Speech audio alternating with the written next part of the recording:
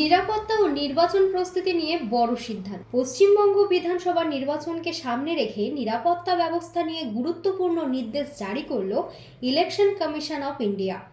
Commission রাজ্য প্রশাসনকে অতিরিক্ত নিরাপত্তা প্রত্যাহারের নির্দেশ দিয়েছে, যাতে আসন্ন ভোটে আরও বেশি সংখ্যক পুলিশ ও কেন্দ্রীয় বাহিনী মোতায়েন করা যায়।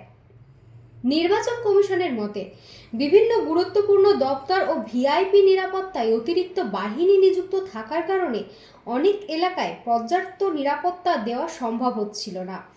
সেই কারণে এই সিদ্ধান্ত নেওয়া হয়েছে, যাতে ভোট গ্রহণের দিন প্রতিটি বুথে যথাযথ নিরাপত্তা নিশ্চিত করা যায়।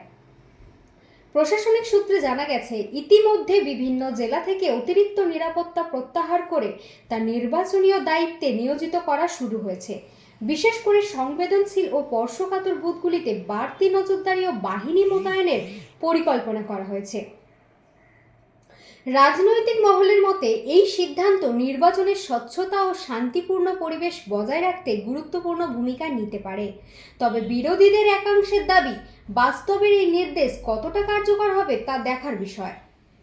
নির্বাচন কমিশন স্পষ্ট জানিয়েছে, অবাধ ও নিরপেক্ষ নির্বাচন নিশ্চিত করতে প্রয়োজনীয় সব পদক্ষেপ নেওয়া হবে এবং আইন শৃঙ্খলা রক্ষায় কোনো রকম গাফিলতি বরদাস্ত করা হবে না। নমস্কার।